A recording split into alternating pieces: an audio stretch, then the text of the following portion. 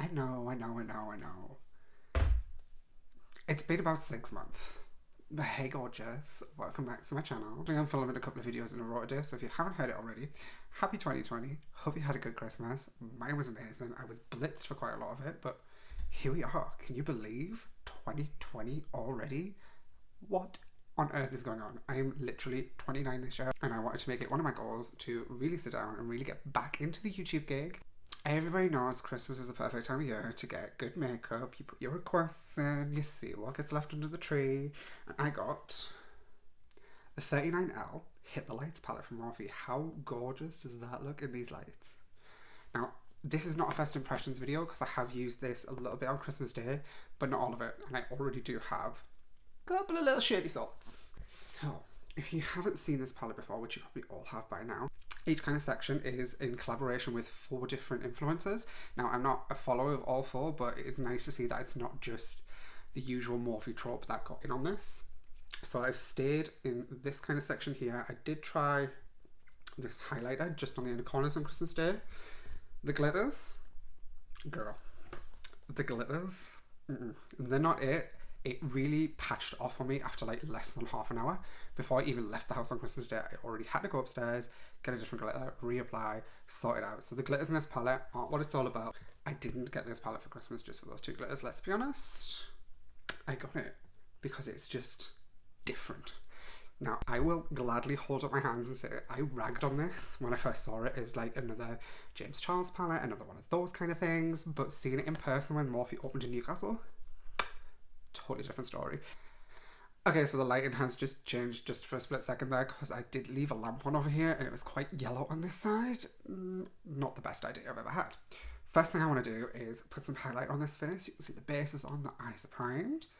I'm going to go in with a continuous set mist. Now this was part of the same collection that launched at the same time. So I'm just going to... Oh, I have been loving that ever since I got it. And honestly, I'm probably nearly out of it already. It's so light though, you can't tell if the canister's nearly empty or not. It's like a little bit scary. Yeah, let's get a little bit glitz on, which is this shade right in the middle here. It's a little bit more like golden than I would typically go for, but screw it. It's kind of got a little bit of, looks like glitter in it. I'm just taking that on a Morphe Jeffree Star GS4 brush. A little bit of tap into there. Let's see how she looks. Now, I've not actually tried Morphe highlights in the past. I have a feeling some of these are actually toppers. Okay, the way this is applying, it does look bomb on camera and it does look lush under this lighting, but I have a feeling that is more sort of like a glittery topper. So instead, I'm going to go in with Beam, which is this one here. And what I'll do is I'll put Glitzen on top since it's more of like a topper. Oh, there we go. Yeah.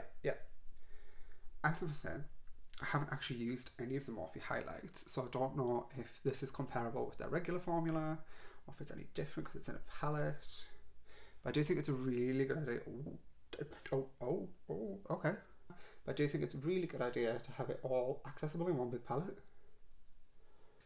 It makes it a little bit easier to travel with if you can cut out a couple of highlighters or any other products.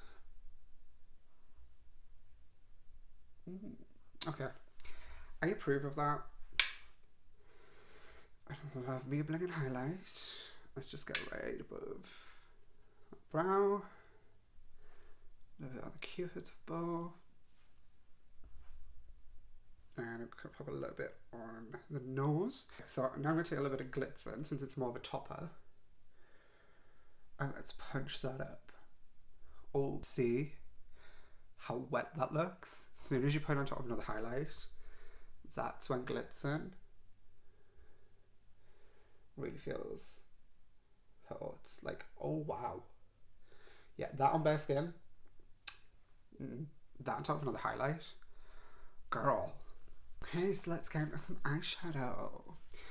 I'm thinking I want to do something a little bit darker than what I would usually do. It's still winter. I'm wearing my comfy hoodie. So I'm thinking... Let's start with For Real, which is up here. This one, right here. Not a typical kind of colour I would stick in the crease.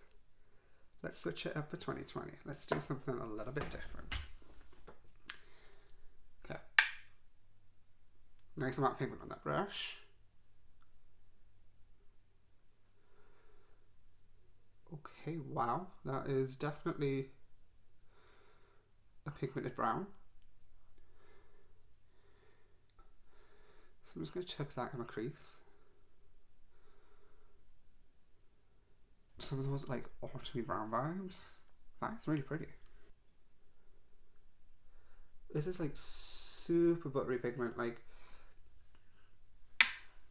no fallout, blending like a dream.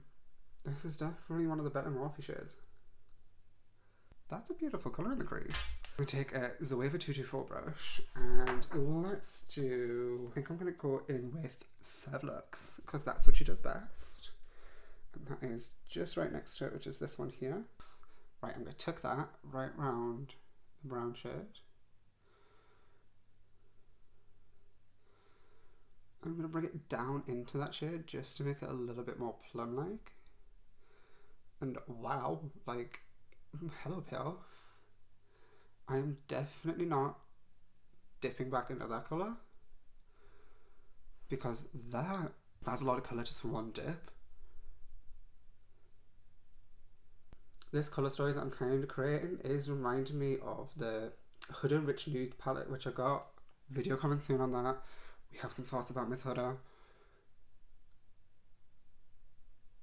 But yeah, it's that kind of creamy texture, a little bit of brown with a touch of like a pinky purple. I'm going to take a BO4 Real Techniques Ball Metal brush and I'm going to go into my type, which is right here. Sweep around the edges of everything when you want to make it a little bit softer. See how that's like hazed it all out compared to that eye? Ooh.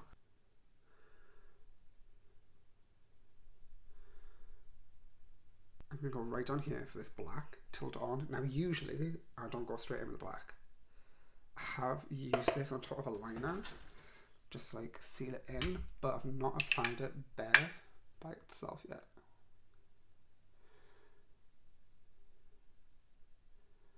Okay. I appreciate gradual pigment. It's not like a bam.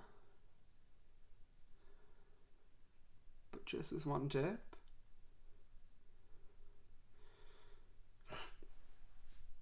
She definitely gets you there. That is a nice black. Still zero fallout so far. Like, props to your mama.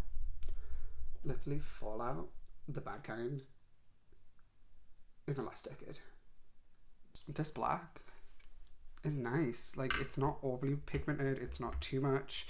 It does need blending with the colours that we've already got on there. This one is called Makeup That. I'm going to take my MAC 221, which was the first brush I was using. I'm going to dip into there, tap off the excess, and I want to get it right where the black meets that first colour we put down. I'm just going to tuck it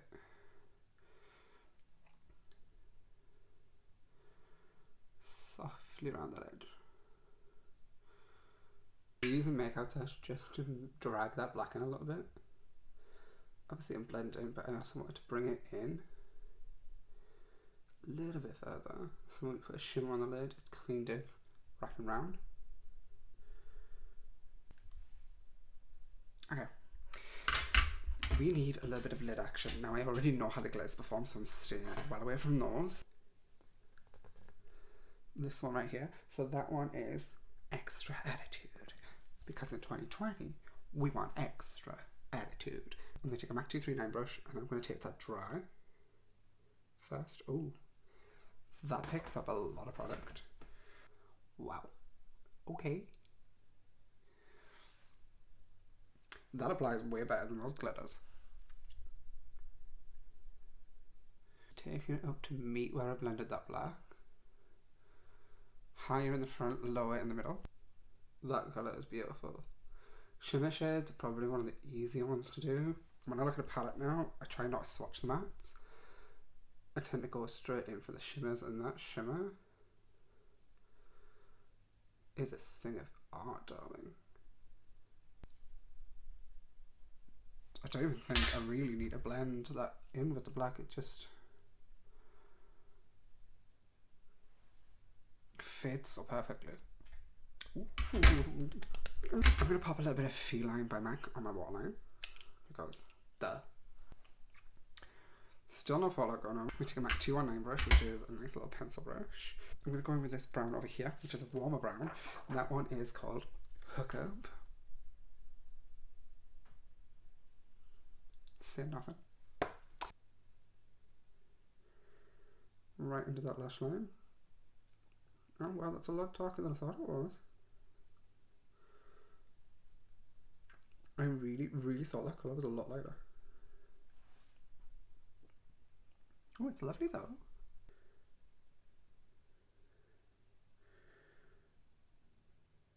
Okay, I want to blend that out a little bit, so I'm going to take a combination of two different colours. I'm going to take a little bit of Sevlux with a little bit of my type. I'm just going to tap into both of those. Run those.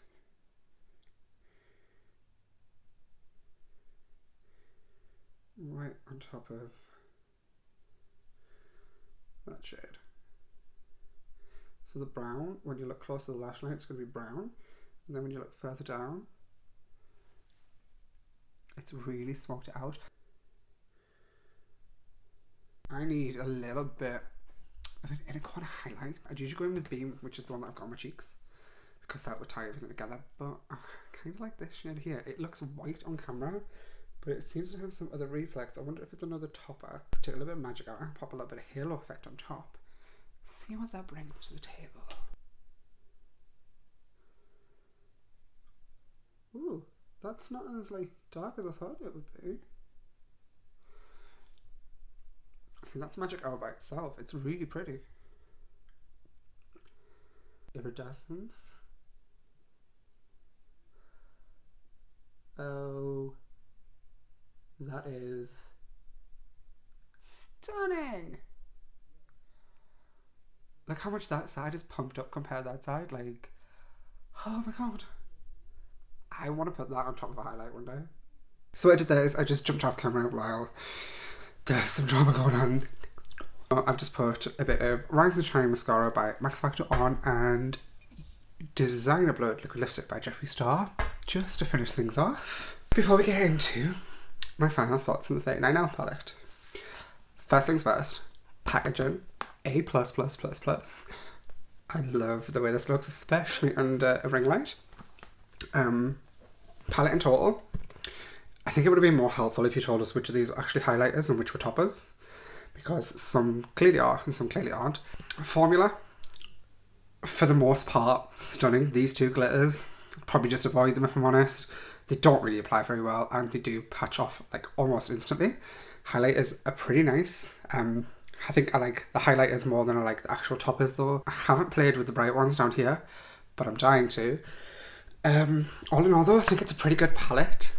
Although the only thing I would probably critique is it's really going up there in price for Morphe palette. I'm sure this was over £40. Morphe's getting goddamn expensive, girl. Like, they started off like mid-price range and now they're going up and up and up. But I suppose when you've got 4 different influencers to pay for your collaboration, the price could justify itself. That's almost what, like £10 an influencer? It's not too bad. That is it for my first review and first look of 2020. Thank you always for being supportive and watching my videos. Don't forget to like, subscribe and leave me a comment. Be as shady as you want. Tell me what you want to see in the future. Tell me what you want from this year from me. And I will see you in my next one. Bye guys.